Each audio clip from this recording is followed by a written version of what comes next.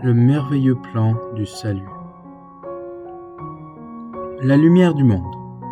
La Bible est la parole de Dieu, la vérité éternelle. Elle contient le récit de la création, de la désobéissance de l'humain à Dieu et de l'agonie de l'humanité à cause du péché. Elle nous parle également de l'amour de Dieu pour l'humanité, au point d'élaborer un plan pour la racheter.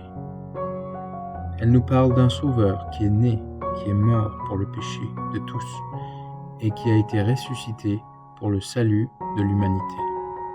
Quiconque croit son message recevra le pardon de ses péchés, la paix de l'esprit, l'amour pour tous les hommes et femmes, le pouvoir sur le péché et l'espérance vivante de la vie éternelle.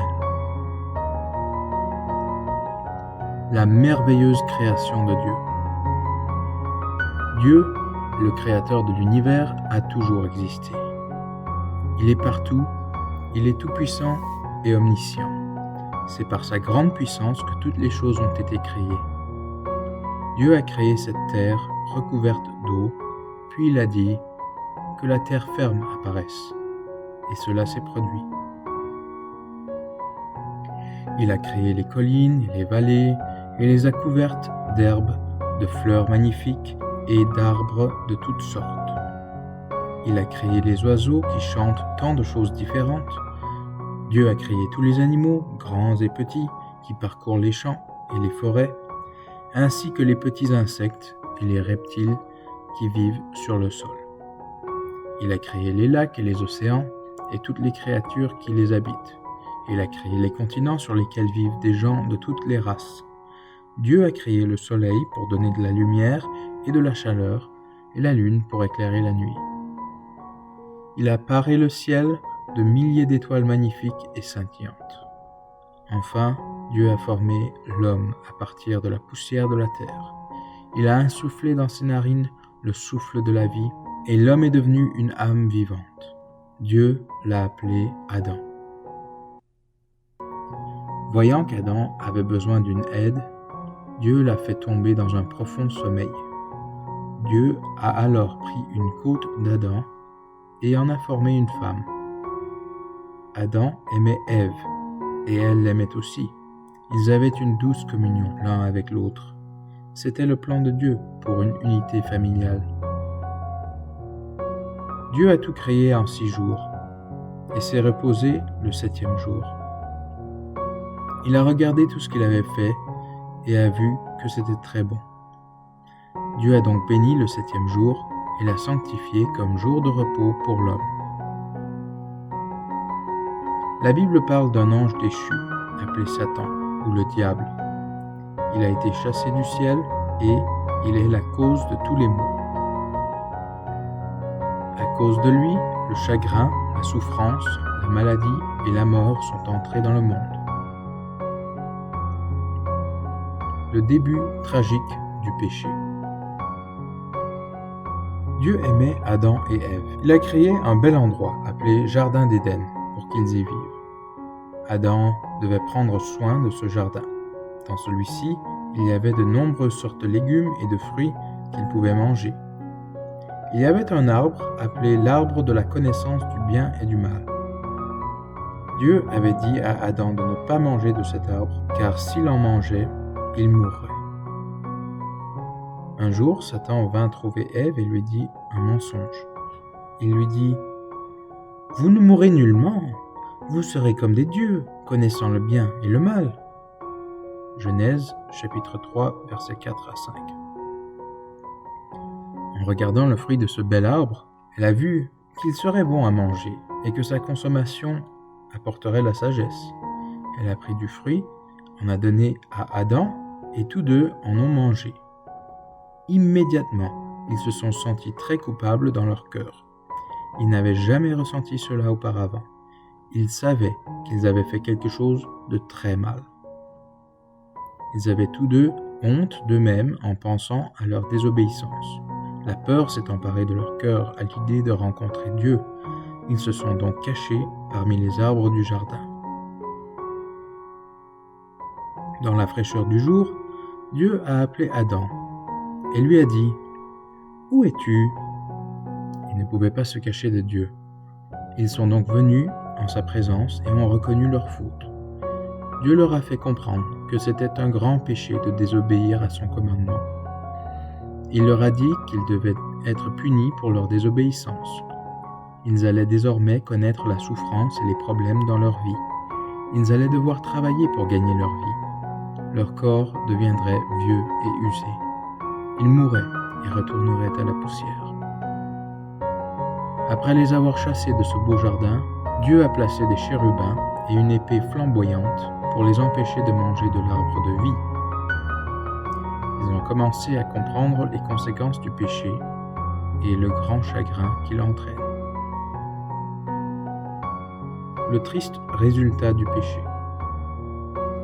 Adam et Ève regrettaient beaucoup d'avoir désobéi à Dieu. Malgré leur péché, Dieu les aimait toujours. Il a promis d'envoyer un Rédempteur pour le salut de l'humanité. Caïn et Abel étaient les deux premiers fils d'Adam et Ève. Un jour, ils ont apporté une offrande au Seigneur. Caïn a apporté de la nourriture qu'il avait produite. Abel a apporté un agneau de choix de son troupeau et l'a sacrifié en versant son sang. Le sacrifice d'Abel était agréable à Dieu, mais Caïn et son offrande ne l'étaient pas. Lorsque Caïn a remarqué que Dieu était satisfait d'Abel, la jalousie et la haine à l'égard de ce dernier sont entrées dans son cœur. Un jour, alors qu'ils étaient ensemble dans les champs, Caïn s'est levé et a tué son frère Abel. Dieu a demandé à Caïn, « Où est Abel, ton frère ?» Ne voulant pas dire la vérité, Caïn a répondu, « Je ne sais. Suis-je le gardien de mon frère, moi ?» Genèse 4, verset 9. Caïn n'avait pas suivi les instructions du Seigneur. Avant qu'il ne tue Abel, Dieu l'avait prévenu que s'il agissait bien, il serait accepté. Si seulement il avait changé d'attitude et aimé son frère. Une fois de plus, le péché a séparé l'homme de la présence de Dieu. Caïn est devenu un fugitif et un vagabond. Dieu a tant aimé le monde qu'il a donné son Fils. C'est qu'aujourd'hui, dans la ville de David, un Sauveur, qui est le Christ, le Seigneur, vous est né. Luc 2, verset 11. Après la mort d'Abel et le départ de Caïn, Adam et Ève ont eu un autre fils. Il s'appelait Seth. Seth était un homme qui craignait Dieu. Dieu a béni les descendants de Seth. Ils ont entendu et cru aux merveilleuses promesses de Dieu concernant un sauveur qui les délivrerait un jour. Abraham, en particulier, a cru Dieu et a donc été appelé l'ami de Dieu. Il a été dit à Abraham que toutes les familles de la terre seraient bénies par sa descendance. Plusieurs siècles plus tard, Dieu a tenu sa promesse d'envoyer un sauveur dans le monde.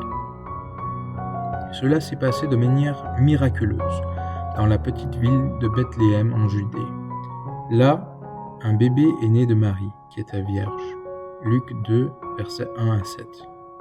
Un ange a dit à Marie que l'enfant devait s'appeler Jésus, ce qui signifie Sauveur ou Dieu sauve.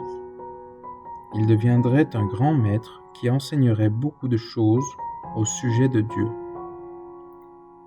Jésus a grandi comme les autres enfants. À l'âge de 12 ans, il comprenait la parole de Dieu mieux que beaucoup de docteurs de la loi à Jérusalem. Il semblait tout connaître de la loi et des prophètes. Personne ne pouvait lui poser une question à laquelle il ne pouvait répondre. Jésus s'intéressait beaucoup aux besoins de son peuple. À l'âge de 30 ans, il a commencé à enseigner dans les synagogues. Un jour, il a lu une prophétie de l'Ancien Testament concernant le Messie à venir. Après avoir terminé sa lecture, il a dit au peuple, « Cette parole de l'Écriture est accomplie aujourd'hui et vous l'entendez. » Luc 4, verset 21. Il a enseigné le peuple avec autorité. Il prêchait que le royaume de Dieu était proche et que la repentance était nécessaire pour entrer dans ce royaume. Il a enseigné aux gens a adoré Dieu avec humilité et sincérité. Il a réprimandé les orgueilleux et les incrédules à cause de leurs péchés, et il a prêché l'évangile de l'amour aux pauvres et aux nécessiteux. Jésus offre la vie éternelle. Jésus a dit : « Je suis la résurrection et la vie. Celui qui croit en moi vivra, quand même il serait mort. » Jean 11, verset 25. Jésus a fait de nombreux miracles, prouvant aux gens qu'il était le sauveur promis envoyé par Dieu. Il a guéri les malades, rendu la vue aux aveugles, fait entendre les sourds, chassé les démons et ressuscité les morts. Il a marché sur les eaux et, par ses paroles, a calmé la mer agitée. Il a parlé à un figuier qui, le lendemain, a été retrouvé desséché par les racines. Il a nourri plus de 5000 personnes affamées avec 5 pains et 2 poissons. Lorsque tous avaient mangé à leur faim, il restait encore 12 paniers de nourriture. Les pêcheurs attrapaient de grandes quantités de poissons lorsque les filets étaient jetés sur l'ordre de Jésus. Un jour, Jésus a rencontré 10 lépreux qui avaient entendu parler de sa renommée. Ils se sont écriés : « Maître, aie pitié de nous !» Par sa parole, ils ont été guéris. De grandes foules suivaient Jésus chaque jour, qu'il soit en ville ou sur les routes. Les gens étaient bénis par ses paroles aimables, sa gentillesse, sa compassion et les miracles qu'il accomplissait. Il a commencé à dire au peuple qu'il était le Fils de Dieu et que Dieu était son Père. Tous ceux qui ont cru à ses paroles ont été bénis. Il a dit à ceux qui croyaient qu'ils étaient enfants de Dieu. Jésus a dit à ses disciples : « Je vais vous préparer une place, et quand je serai parti et que je vous aurai préparé une place, je reviendrai et vous prendrez avec moi, afin qu'où je serai, vous y soyez aussi. » Jean 14, versets 2 et 3. Cette place au ciel est pour tous les vrais chrétiens.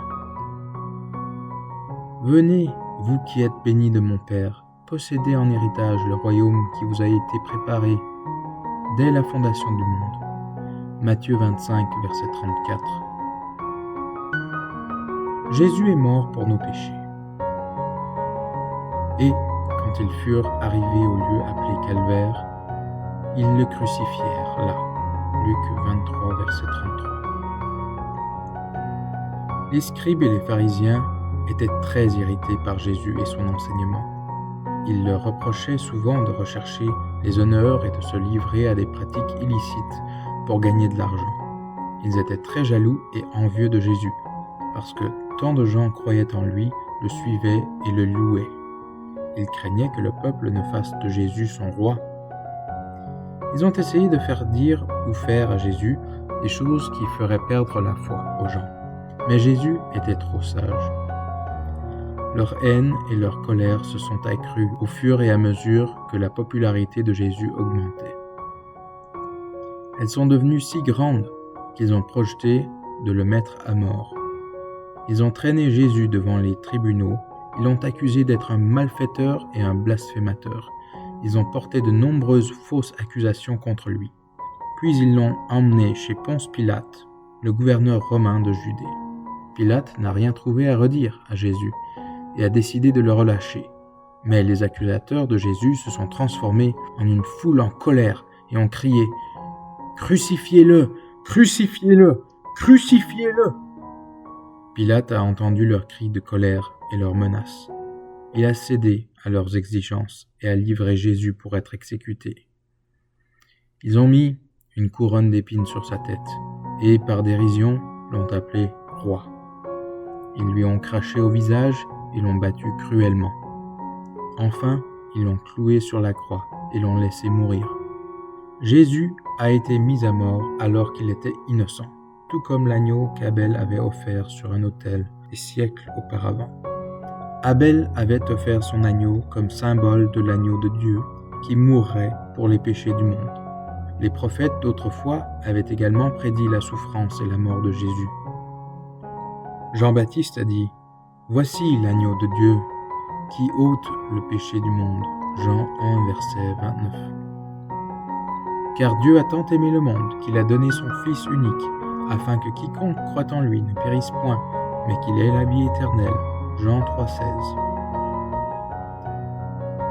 Jésus est ressuscité des morts pour nous libérer. Il n'est pas ici, car il est ressuscité, comme il l'avait dit. Venez, voyez le lieu où le Seigneur était couché. Matthieu 28, verset 6. Le 3e jour après la mort et l'ensevelissement de Jésus, qui était le premier jour de la semaine, plusieurs femmes se sont rendues au tombeau pour oindre son corps. Comme il était très tôt le matin, elles ont été surprises de trouver un tombeau vide. Le corps de Jésus n'était plus là. Elles avaient le cœur troublé. Soudain, 2 anges se présentèrent à elles en vêtements éclatants et dirent : « Pourquoi cherchez-vous parmi les morts celui qui est vivant ? Il n'est point ici, mais il est ressuscité. » Luc 24, versets 5 et 6.